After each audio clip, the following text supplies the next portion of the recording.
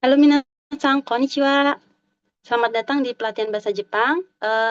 Di pelatihan kali ini kita akan belajar tentang pelatihan mengungkapkan keberadaan dan posisi benda dalam bahasa Jepang. Sebelum kita mulai, perkenalkan, saya Dwi Sulistiawati.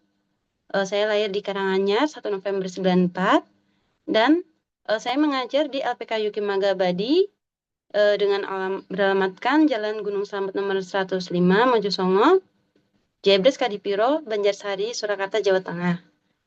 Berikut kontak saya 0857 1076 1711 agar lebih mudah dihafalkan ya. Saya lulusan dari SMK Negeri 4 Surakarta dan ex Japan.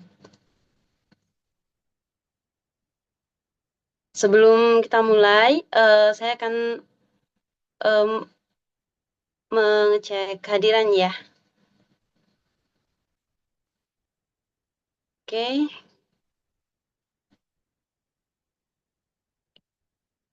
Untuk berikutnya, sebelum kita mulai belajar, biasakan untuk selalu mencuci tangan dan perhatikan kebersihan lingkungan di sekitar kita ya, agar terjaga kesehatan kita semua.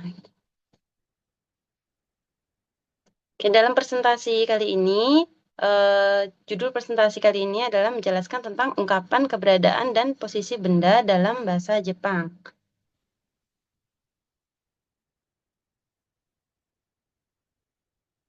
Oke, judul materinya mengungkapkan keberadaan dan posisi benda dalam bahasa Jepang. Kode unitnya P85 JP N00.006.1.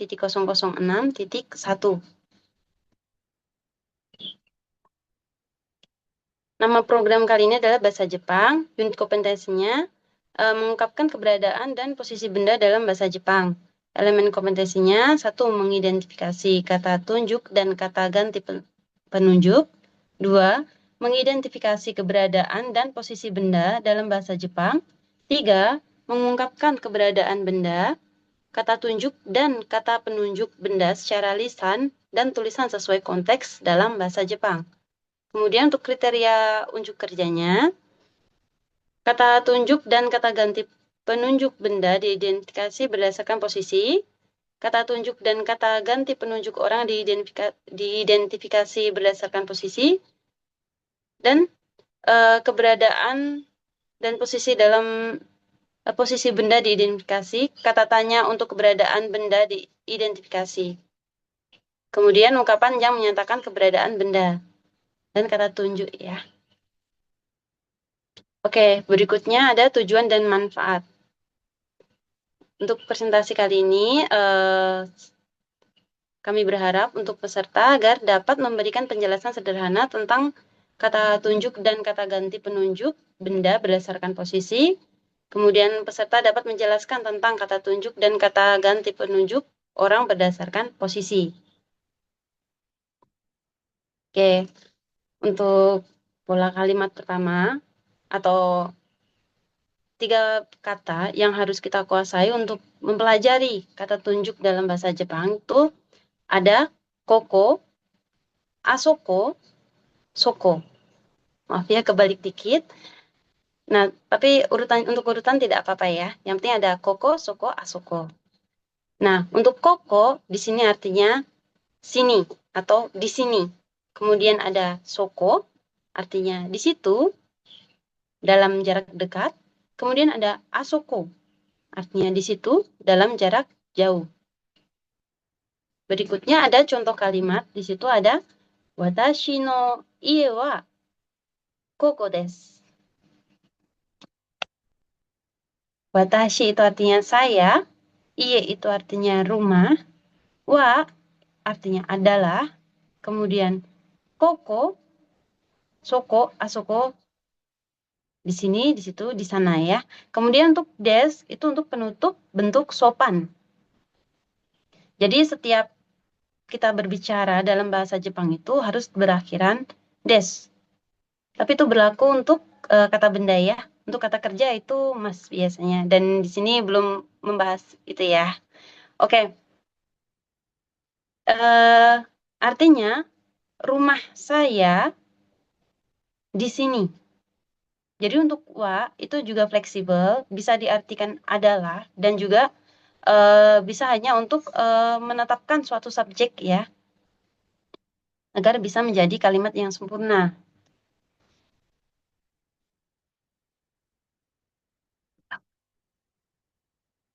Oke, berikutnya adalah aplikasi. Di sini untuk pengaplikasian eh, Koko, Soko, dan Asoko, ada beberapa contoh. Di sini sudah saya bahasa Jepangkan dalam bentuk romaji ya. Semoga bisa diterima dengan baik. Jadi untuk kosakata pertama itu ada puru, yang artinya adalah kolam renang. Kasa, artinya payung, untuk gambar pertama. Kemudian ada toire, artinya toilet. Robi, artinya ruang tunggu. Uketsuke, artinya resepsionis atau penerima tamu. Kemudian ada sokudo, yang artinya kantin. Di beberapa tempat kita pasti melihat ya ada banyak tempat-tempat seperti ini. Jadi seumpama kita bertanya, oh untuk kata tanya tadi kita bisa menggunakan doku, tapi untuk slide berikutnya ya. Oke, untuk slide ini untuk gambar pertama, koko wa puru desu. Koko wa puru desu. Itu bisa ya.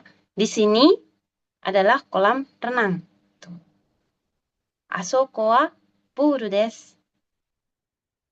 Asoko wa toire desu. Atau bisa juga toire wa asoko desu. Toiletnya ada di sana. Paham ya sampai di sini?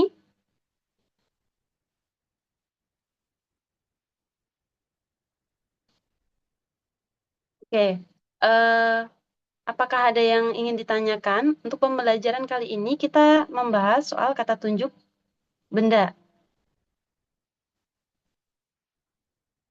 Eh, Oke, jika tidak ada yang ditanyakan, kita lanjutkan untuk evaluasi.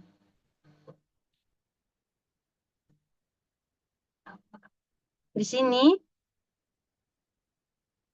ada pertanyaan ya.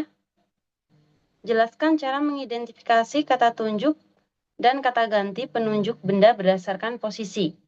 Nah, di sini sudah ada gambar. Ini contoh gambarnya. Kemudian ada contoh kosakatanya, yaitu heya, artinya kamar. Isu artinya kursi. Tsukue artinya meja.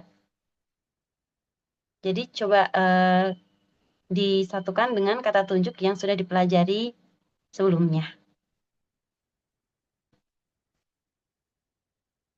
Oke, untuk kesimpulan, ketepatan mengidentifikasi keberadaan benda, kata tunjuk, dan kata ganti penunjuk benda atau orang atau tempat sesuai konteks.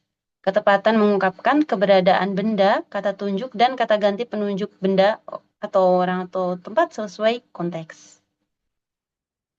Oke, di sini ada tugas tambahan ya. Silahkan membuat contoh kalimat mengungkapkan keberadaan dan posisi benda dalam bahasa Jepang. Arigatou gozaimashita. Terima kasih banyak. Assalamualaikum warahmatullahi wabarakatuh.